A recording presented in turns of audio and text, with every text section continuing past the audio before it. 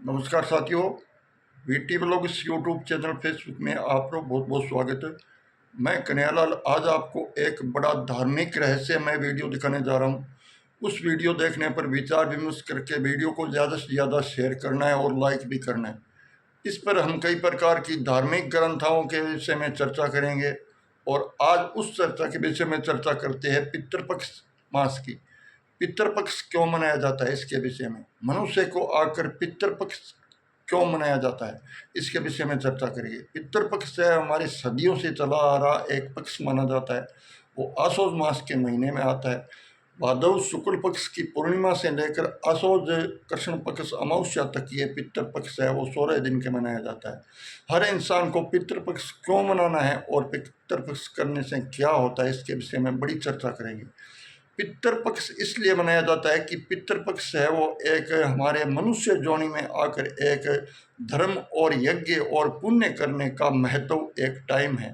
उस टाइम यज्ञ पुण्य और व्रत तीर्थ करने से मतलब जितना पुण्य मिलता है उतना पुण्य ही इस पितृपक्ष करने से, पिंडदान करने से अपने पूर्वजों को और ये श्राद्ध करने से मिलता है। श्राद्ध के विषय में बात करें तो जैसे जो मनुष्य है वो अपने इंसान जो अपने पूर्वजों के गए हुए टाइम में जो तिथि और तारीख दिन बार होते हैं उस वार को पितृपक्ष क्यों करते हैं, इसके माध्यम से जो कौवों को ही क्यों जिमाते हैं, इसके विषय में हम थोड़ी चर्चा करेंगे।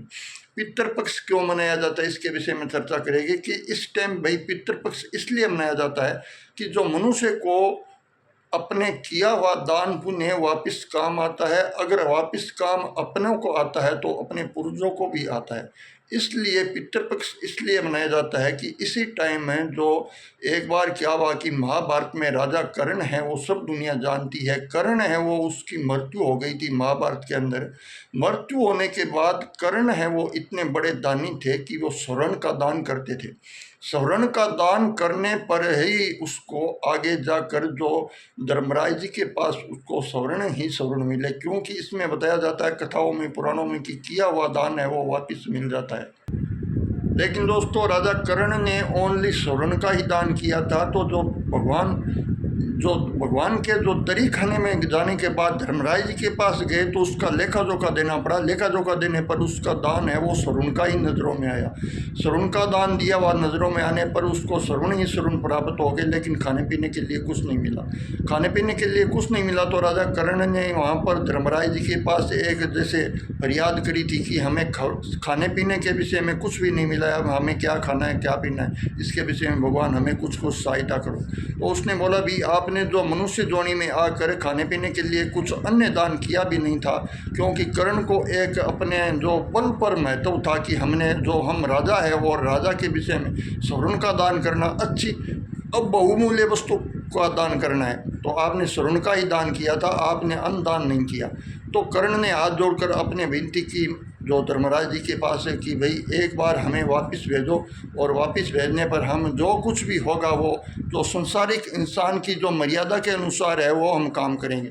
तो कर्ण को 16 दिन वापस मिला कर्ण की अनुमति के अनुसार, और कर्ण की एक विनती के अनुसार धर्मराज जी ने 16 दिन उसको जो मांगे दिए थे कि आप 16 दिन वापस चलो मर्तुलोक में और आप जितना कर सकोगे उतना अन्न दान करो और पिंड दान करो, उनसे आपको खाने पीने के लिए व्यवस्था मिल जाएगी। इसलिए कर्ण को 16 दिन वापस आना पड़ा और वापस मर्तुलोक में आकर 16 दिन श्राद्ध तर्पण किए और कौवों को जिमाए। कौवों को जिमाने से अपने पूर्वजों को मिलता है, क्योंकि पूर्वजों को जब आत्मा संतुष्ट होती है तब अपने आगे चलकर जो एक भगवान के जो बोलते हैं कि धर्मराज जी के पास इंसान जाते हैं मृत्यु होने के बाद तो उसको अवश्य जरूरी मिलते हैं। तो इसके लिए पितृपक्ष का जो महीना या पितृपक्ष के महीने में जो भी पिंड दान और श्राद्ध तर्पण करते हैं वो अपने पूर्वजों को मिल जाते हैं, और पूर्वजों की अगर गति हो गई है तो वो अपने आप जब आप जाते हैं तो उसको आपको जरूर मिलते हैं।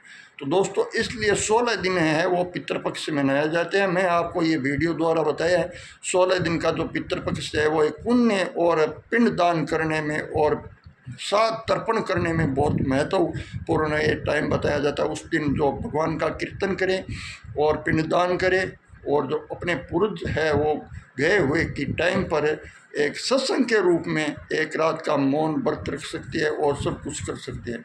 इसलिए ये जो पितृपक्ष है वो मनाया जाता है। वीडियो को ज़्यादा से ज़्यादा अच्छे लगे तो शेयर करें, लाइक करें, सब्सक्राइब करें।